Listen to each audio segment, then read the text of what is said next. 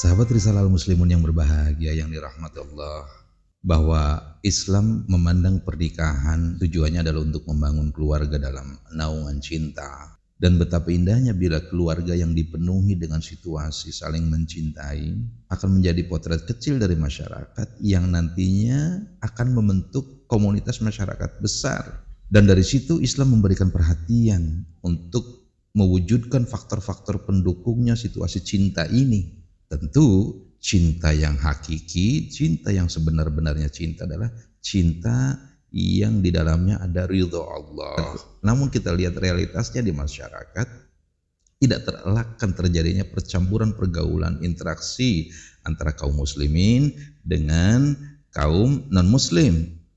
Tentu karena kepentingan di antara mereka yang saling kait berkait. Maka ini menyebabkan munculnya hubungan yang terus-menerus dan saling mempengaruhi tentunya. Karena sifat dari pergaulan adalah saling mewarnai, saling pengaruh mempengaruhi. Maka berkaitan dengan persoalan interaksi agama ini, Islam memiliki aturan yang sempurna. Dan aturan ini adalah untuk menjaga keselamatan akidah baik pribadi ataupun akidah umat secara keseluruhan. Bila itu tidak ada, betapa ngerinya karena propaganda dari para kaum pluralis yang mengusung pemikiran bahwa semua agama itu baik, semua agama itu sama. Tentu ini menjadi sangat berbahaya buat keselamatan dan kehormatan Islam sebagai petunjuk kehidupan. Jika tidak diterapkan, maka yang namanya akidah al-wala atau setia kepada kaum muslimin, juga wal bara, yaitu membenci sikap-sikap kekafiran atau membenci orang-orang yang menyombongkan kekafirannya, adalah bagian dari pokok akidah Islam. Bila al-wala dan wal bara ini terkikis habis, tentu goyahlah agama ini. Terkait dengan pernikahan ini, Allah mewanti-wanti kita tentang bagaimana persepsi yang lurus, pandangan yang benar dalam memilih jodoh, dalam memilih pasangan. A'udzubillahi minasyaitonir rajim. Wala tankihul musyrikati hatta yu'min. Dan janganlah kamu nikahi wanita-wanita musyrik sebelum mereka beriman. Wala amatu mu'minatun khairum min musyrikati walau a'jabatkum. Dan sungguh wanita budak yang mukmin itu lebih baik dari wanita musyrik walaupun dia menarik hatimu. Surat Al-Baqarah ayat 221. Ini adalah poin pertama, pegangan yang utama. Kita menikahi wanita musyrik, walaupun cantiknya luar biasa, kita akan menghindar. Dan di sini juga Allah terangkan, janganlah kita menikahkan orang-orang musyrik dengan wanita mukmin sebelum mereka beriman. Sama halnya dengan yang tadi. Sesungguhnya budak yang mukmin itu lebih baik daripada orang musyrik walaupun dia menarik hatimu. Mengapa Allah melarang dengan keras persoalan ini? Ulaika yad'una ilan nar, wallahu yad'u ilal jannah. Karena orang kafir itu mengajak kepada neraka sedangkan Allah mengajak kepada surga. Ini masalahnya. Menjadi misi utama orang kafir adalah untuk mengkafirkan kita. Dan kita tidak bisa salahkan karena itu adalah tujuan hidupnya. Karena itu adalah pikiran dan tindakan alaminya. Sebagaimana kita juga ingin mengislamkan orang-orang yang kafir. Itu alami sekali. Kemudian kita lihat ada suatu riwayat yang luar biasa dari Umar bin Khattab terkait dengan ayat 10 surat Al-Mumtahanah. Wala tumsiku bi isamil kawafir. Dan janganlah kamu tetap berpegang pada tali perkawinan dengan perempuan-perempuan kafir. Ketika mendengar ayat ini, Umar bin Khattab radhiyallahu anhu menceraikan dua istri beliau yang dinikahinya dalam keadaan masih musyrik. Sahabat Risalah Al-Muslimun yang dirahmati Allah, memang ada para ulama yang membolehkan seorang muslim, laki-laki muslim menikahi wanita ahli kitab, kafir ahli kitab yang merdeka. Imam Qudamah rahimahullah menyatakan tidak ada perselisihan di antara para ulama tentang kehalalan menikahi wanita dari para ahli kitab. Di antara sahabat-sahabat yang menikahi wanita ahli kitab adalah Umar bin Khattab, kemudian Utsman bin Affan, Talha bin Ubaidillah, kemudian Hudzaifah al-Yaman, kemudian Salman al-Farisi, juga Jabir radhiyallahu anhu serta banyak yang lainnya. Dengan adanya surat Al-Maidah ayat 5 yang nampak zahirnya seperti ta'arud atau bertentangan dengan Al-Baqarah 221. Namun sesungguhnya tidak demikian.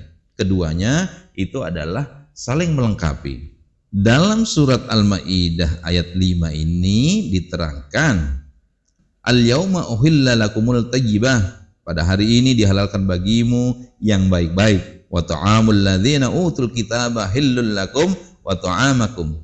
Makanan atau sembelihan orang-orang ahli kitab itu halal bagi kamu, dan makanan kamu halal pula bagi mereka. Hillul lahum wal muhsanatu minal ladzina utul kitaba min qablikum. Ini poinnya. Dan dihalalkan mengawini wanita-wanita yang menjaga kehormatan di antara wanita-wanita yang beriman. Wal muhsanatu minal ladzina utul kitaba min qablikum, dan wanita-wanita yang menjaga kehormatan di antara orang-orang yang diberi kitab sebelum kamu, yang ditutup idza ataitumuhunna ujurahunna muhsinina ghairu musafihina wala mutahhidhi ahdan, bila kamu telah membayar mas kawin mereka dengan maksud menikahinya, tidak dengan maksud berzina, dan tidak pula menjadikannya gundik-gundik. Wa may yakfur bil iman faqad habita a'maluhu wa huwa fil akhirati minal khasirin. Barang siapa yang kafir sesudah beriman atau tidak menerima hukum-hukum Islam, maka hapuslah amalannya, dan ia di hari kiamat termasuk orang-orang yang merugi. Demikian Al-Maidah ayat 5. Inilah yang dijadikan dasar oleh para ulama tentang dibolehkannya pria muslim menikahi wanita ahli kitab. Namun harus diingat, ikhwati iman yang berbahagia, terkait dengan ayat-ayat tadi yang disampaikan, bagaimanakah kemudian sikap Umar tadi yang sudah dijelaskan? Beliau tetap menceraikan kedua istrinya yang dinikahi masih dalam keadaan kafir, ahli kitab. Itulah yang menjadi legal standing, karena sahabat adalah orang yang dijamin oleh Allah tentang keadilannya untuk melaksanakan hukum-hukum Allah. Mereka taat, mereka cinta kepada Allah dan Rasulnya melebihi dirinya sendiri. Makanya kita harus ingat pertimbangan-pertimbangan itu. Maka bila laki-laki yang mau kawin, yang mau nikah dengan wanita tidak seagama, haruslah memiliki akidah yang kokoh dulu. Kemudian fakih, dia mengerti hukum-hukum syariat, dan dia memiliki komitmen dalam amal soleh yang rutin, qanitin. Dia komitmennya tinggi, konsisten dalam ibadah. Lalu dia juga memiliki ketaatan tingkat tinggi dalam mematuhi hukum-hukum, dan dia menjaga syiar-syiar Islam supaya jangan tercoreng. Cukup berat syaratnya. Kalau seorang pria muslim kesadaran agamanya biasa-biasa saja, jelas menjadi haram dan terlarang. Karena kita lihat fakta-fakta kemudorotan akan menganga dan menerkam serta mengombang-ambingkan tujuan pernikahan yang dijalaninya itu, bukan sebagai sumber ketenangan, tapi menjadi sumber bencana dalam kehidupan. Perlu diingat bahwa menikahi wanita ahli kitab itu mengandung banyak resiko terhadap akidah, baik suaminya ataupun bahkan akan mengancam pada agama anak keturunannya. Sahabat Ram, ingatlah bahwa seorang laki-laki sebelum dia menikah, dia harus terpikir dalam dirinya bahwa hak dari anak-anaknya nanti yang akan dilahirkan adalah hak untuk mendapatkan bimbingan dari ibu yang salihah. Saya ulangi, anak kita itu berhak atas diri kita untuk mendapatkan bimbingan dari ibu-ibu yang baik, yang unggul, yang salihah.